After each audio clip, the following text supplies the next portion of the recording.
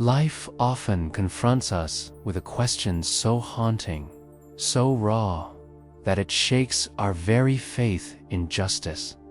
If karma is real, then why do good people still suffer? We see kind-hearted souls facing immense pain, while those who harm others seem to prosper without consequence. Is the universe truly fair? Or are we simply blinded by the limits of our understanding? Buddhism, with its timeless wisdom and gentle light, has carried this question for centuries. It does not dismiss suffering as meaningless. Instead, it opens a deeper doorway into the mystery of existence. To grasp the answer, we must journey into the heart of Buddhist philosophy. Walk in the footsteps of the Buddha himself and see how his teachings illuminate both the past and our present lives.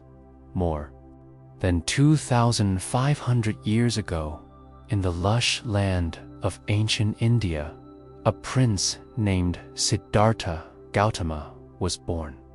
Surrounded by luxury, protected from sorrow, he lived a life untouched by the world's harshness.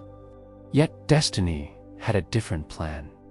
When Siddhartha stepped outside the palace walls, he encountered old age, sickness, and death, the very truth his father tried to shield him from. These sights pierced his heart, awakening in him a burning question. Why must life be filled with suffering? That question led him to abandon his royal life in search of truth. He wandered forests, meditated under trees, and sought wisdom from sages, but no answer satisfied his thirst for understanding.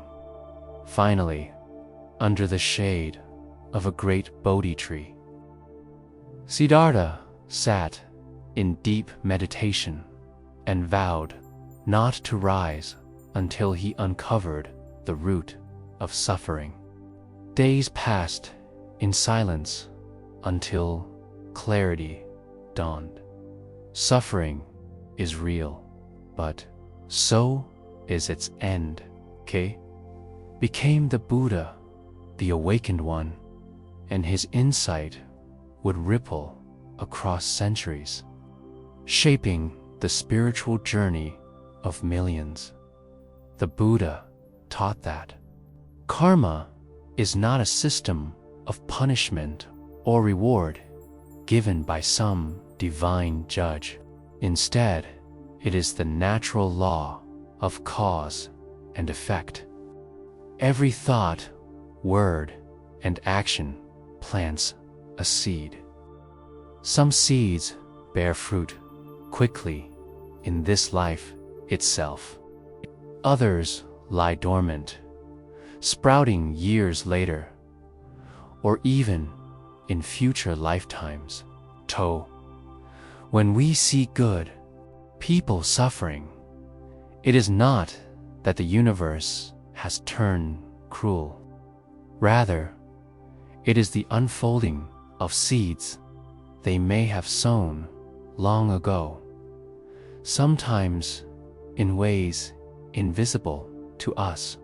And when we see those who harm others yet flourish, it is simply that their past good seeds are bearing fruit.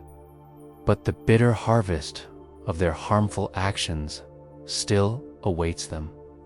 Karma is vast, stretching across lifetimes beyond the narrow lens of what we see. The ancient world embraced this teaching with reverence. From India, Buddhism spread across Asia to Sri Lanka, Tibet, China, Japan, Thailand, and beyond. Along its journey, it absorbed the culture of each land while keeping its heart pure. Compassion, wisdom, and the pursuit of liberation.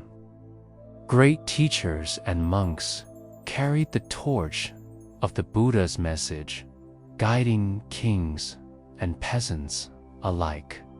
Temples were built not only as places of worship, but as sanctuaries of peace, where chanting, meditation, and rituals reminded people of life's impermanence and the deeper meaning of existence. Even today, more than 2 millennia later, the daily lives of Buddhists still echo these ancient rhythms. In monasteries, monks wake before dawn, chanting verses of gratitude and compassion. They walk barefoot through villages, receiving food offerings from lay people who, in turn, cultivate generosity and humility. Families gather at temples to light incense, bow before statues of the Buddha, and dedicate prayers for loved ones. Meditation halls resonate with silence, where seekers close their eyes not to escape the world, but to see it more clearly. Festivals like Vesak celebrate the birth, enlightenment, and passing of the Buddha, reminding communities that life is sacred and fleeting. Through these practices, Buddhists cultivate mindfulness, kindness, and patience, the antidotes to suffering. But Buddhism is not bound to ancient rituals alone. Its wisdom has seeped into modern life, transforming the way we think about happiness, stress, and compassion. Mindfulness, once practiced quietly in monasteries, now thrives in classrooms, hospitals, and workplaces around the world. Scientists study meditation and find it heals the mind, reduces anxiety, and nurtures empathy. Compassion-based practices are used by therapists to help people overcome trauma and find inner peace. Even in the chaos of modern cities, Buddhism offers a path back to balance, teaching us that while we cannot always control what happens, we can transform how we respond. And so, the question remains, why do good people suffer? The Buddha's answer is both humbling and liberating. Suffering is not a punishment. It is the unfolding of karma, yes, but it is also the teacher that awakens us. Every hardship carries within it the seed of wisdom, urging us to look deeper, to grow kinder, to let go of illusions. A good person may suffer not because they are abandoned by karma, but because their suffering has the power to awaken compassion in others, to inspire strength, to break cycles of ignorance. In the Buddhist view, no pain is wasted. Every tear, every wound, every trial can become the soil from which enlightenment blooms. And what about us today? As we sit with these teachings, we can begin to shift how we see the world. Instead of despairing when good people suffer, we can recognize the unseen depth of karma, and the infinite story of the soul. We can choose to cultivate good seeds through kindness, generosity, patience, and love, knowing that while the fruits may not appear immediately, they will shape the path ahead. We can stop asking only, "Why me?" and instead ask, "What can I learn from this? How can I transform this pain into compassion?" In the quiet wisdom of Buddhism lies a gentle reminder: the world is not always as it seems. What looks unfair may be part of a greater unfolding. The law of karma is subtle, profound, and patient, and though suffering touches us all, it need not define us.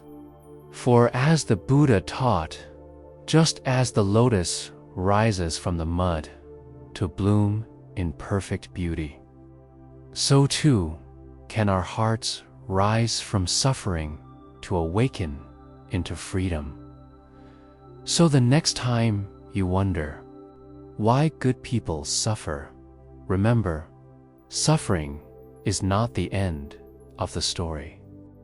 It is part of the journey. Karma is not here to punish us, but to guide us, to remind us that every choice matters.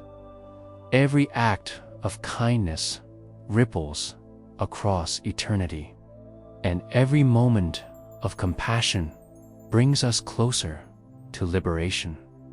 And perhaps in that realization, we can find peace.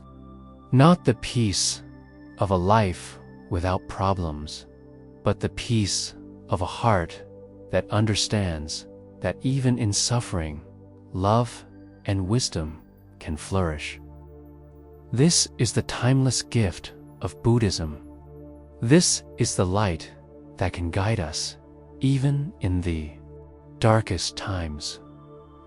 The Buddha's awakening did not end with his own liberation. Out of boundless compassion, he chose to share his discovery with the world. Imagine him walking barefoot along dusty paths, his face serene, his presence radiating peace. Ordinary villagers, kings, and beggars all gathered to listen. His voice was gentle yet powerful, carrying a truth that stirred hearts. He spoke not of rituals or blind belief, but of a path anyone could walk, regardless of birth or status. This path began with the four noble truths: that life inevitably brings suffering, that suffering arises from craving and ignorance, that suffering can indeed be overcome, and that the way to end suffering is through the eightfold path: right view, right speech, right action, right livelihood, right effort, right mindfulness, right concentration. These were not commandments from a distant deity. They were practical steps, guiding people to live with wisdom and compassion. As Buddhism spread, it shaped the cultures it touched. In Sri Lanka, temples became centers of learning, where monks preserved not just scriptures, but medicine, astronomy, and philosophy. In Tibet, vast monasteries rose like fortresses of wisdom, their prayer flags fluttering in mountain winds. In China, the teachings blended with Taoist simplicity, creating Zen. where monks swept gardens and meditated on the sound of a falling leaf. In Japan, Zen flowered into poetry, calligraphy, and the art of tea, showing that mindfulness could be expressed in every gesture through each land and each era. Buddhism carried one unchanging message: compassion and wisdom are the roots of true happiness, and within this message lies the secret to understanding why good people may still suffer. The Buddha taught that karma is not instant. Just as a seed planted today may take months or years to bear fruit, the consequences of our actions may take lifetimes. This is why appearances can be misleading. A kind person might still face illness or loss, not because goodness has failed them, but because old karmic seeds are ripening. Likewise, someone who causes harm may temporarily enjoy success because the good seeds from their past are still bearing fruit, but in time, balance returns. No deed is ever lost. Think of it like the vast ocean. When you drop a stone, ripples spread far beyond what you see. Some reach the shore quickly, others take longer, but none disappear. In the same way, our thoughts and actions echo through the fabric of existence. What we experience now is part of a larger tapestry woven across lifetimes. This truth may sound heavy, but in it lies great hope, because karma is not fixed. Every moment, every choice is a chance to plant new seeds. Even in the midst of suffering, we can respond with kindness, patience, and love. And these responses create fresh karma that leads us closer to freedom. So when we ask, why do good people suffer? It is the unfolding of old causes, but also an opportunity to grow. And often, the goodness of these people shines brightest through their suffering, inspiring others, teaching compassion, and revealing the strength of the human spirit. Today, when we look at the lives of Buddhists around the world, we see living reflections of these ancient truths. In small villages of Thailand, monks walk silently at dawn, holding bowls to receive alms. Each offering of rice is not charity, but a spiritual exchange. The giver cultivates generosity, and the monk cultivates humility. In Tibet, the sound of long horns echoes across snow-capped peaks, sending blessings of peace to every corner of the world.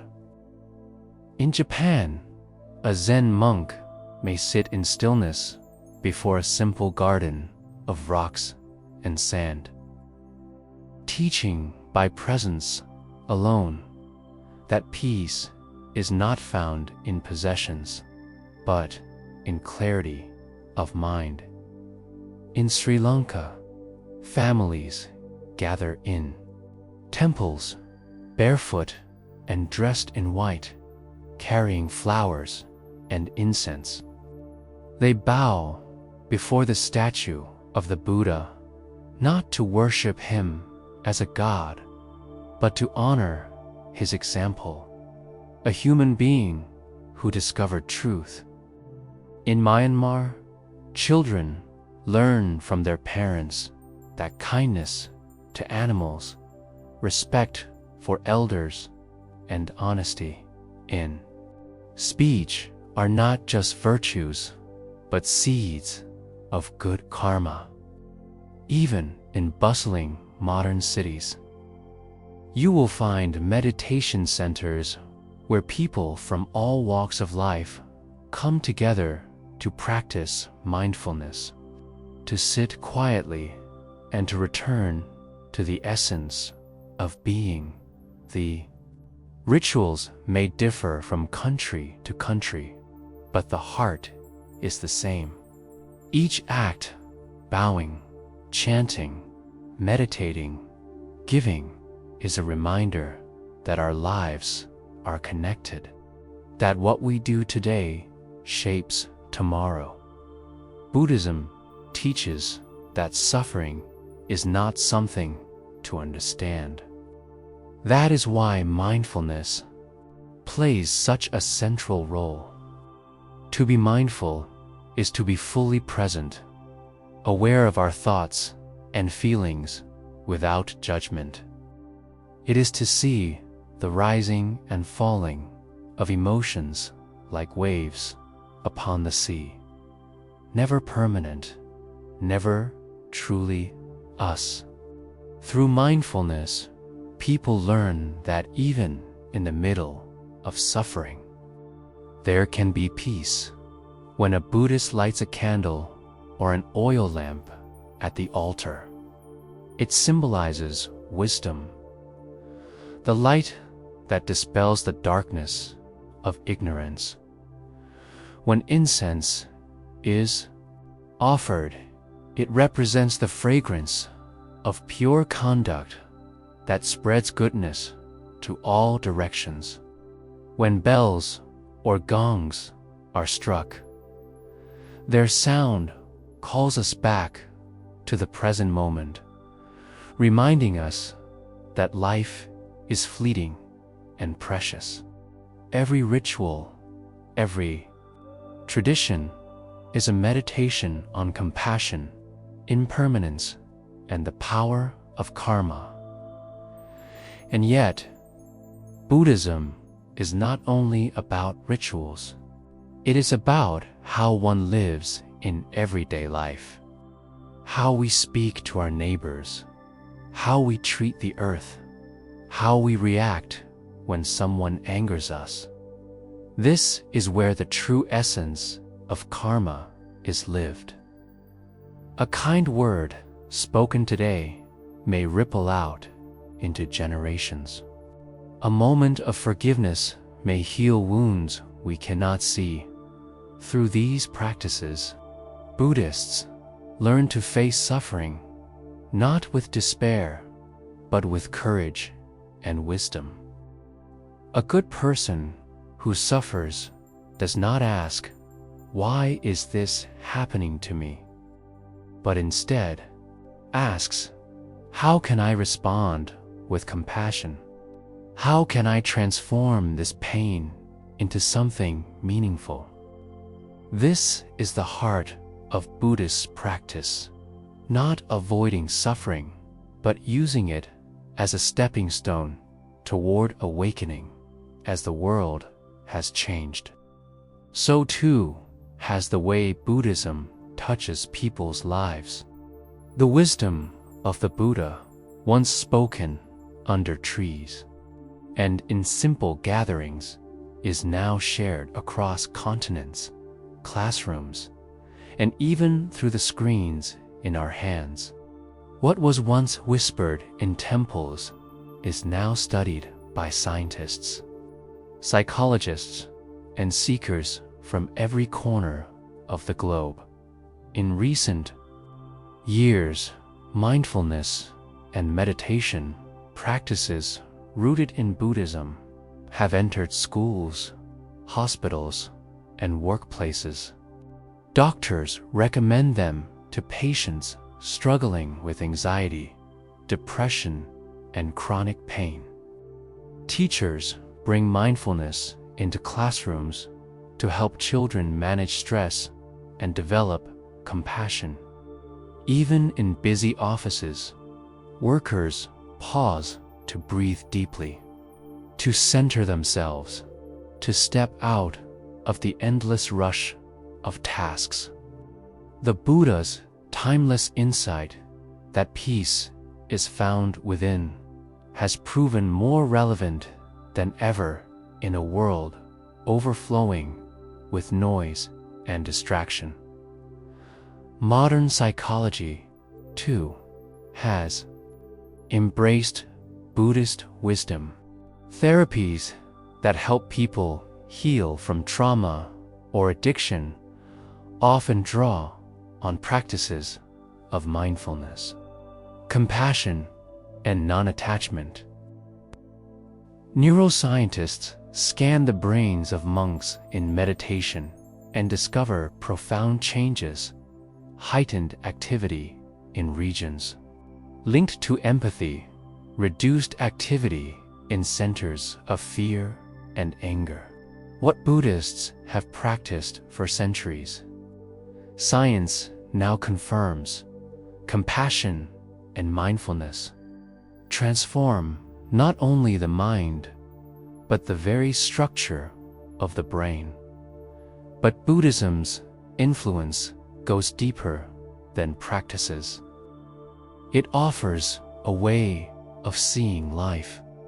In a world obsessed with success, possessions, and constant competition, Buddhism whispers a gentler truth.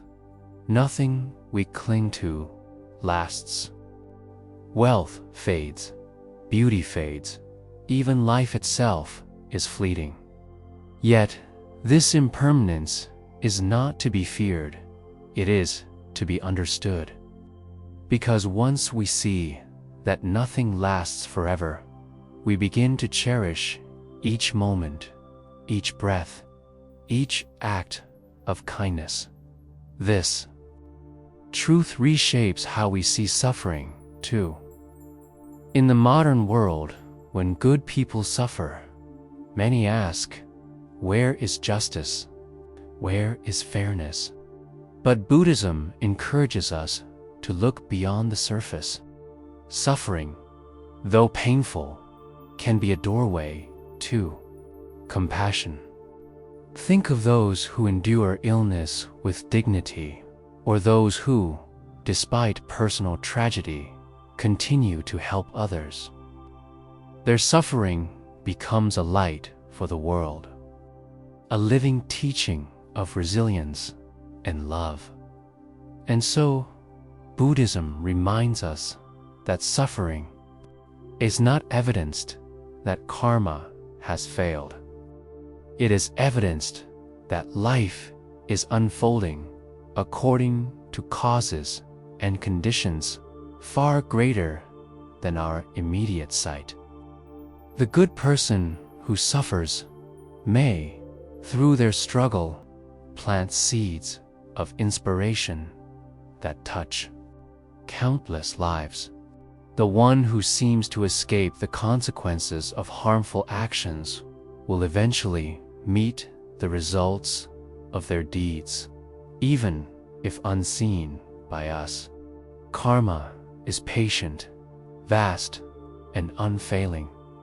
For us today, this wisdom is a call to live differently, to stop measuring life only by pleasure and pain, gain and loss, success and failure. Instead, to live with compassion, with mindfulness, with trust that every good act, no matter how small, shapes the future in ways we cannot imagine. So, when we see suffering in our own lives or in the lives of good people we love, we can hold it not as proof of unfairness, but as part of the greater journey. We can breathe deeply, remember impermanence, and ask, what seed can I plant now? even in this moment of hardship. Because this is where karma is most alive, not in some distant reckoning, but in the choices we make right now. So now, the question returns to us. If karma is real, why do good people still suffer? The Buddhist teachings reveal that suffering is not a punishment, nor is goodness ever wasted. Suffering is the ripening of past causes. Yes, but it is also a sacred opportunity. It is the fire that purifies, the soil in which compassion grows, the mirror that reflects impermanence and truth. Good people do not suffer in vain. They suffer as part of the greater unfolding of life. And often their light shines brightest through the cracks of their pain. Think of a lotus flower. It does not bloom in clear, perfect waters. It rises from the mud, from the darkness, from the depths. Its beauty exists because of its struggle. In the same way, suffering is the mud of life, and goodness is the lotus that rises above it. This is the message of Buddhism, that no matter what arises, we have the power to transform it into wisdom, into kindness, into freedom. And you, listening to these words, now you, too, carry that same power. Every moment you are planting seeds. When you choose patience instead of anger, when you forgive instead of holding onto resentment, when you offer kindness instead of turning away, you are creating ripples of goodness that no suffering can erase. You may not see their fruits today, but trust that they will blossom in time, in this life or the next dot. So do not lose heart when life feels unfair. Do not think that karma has abandoned you. The universe remembers every act of love, every sacrifice, every gentle word.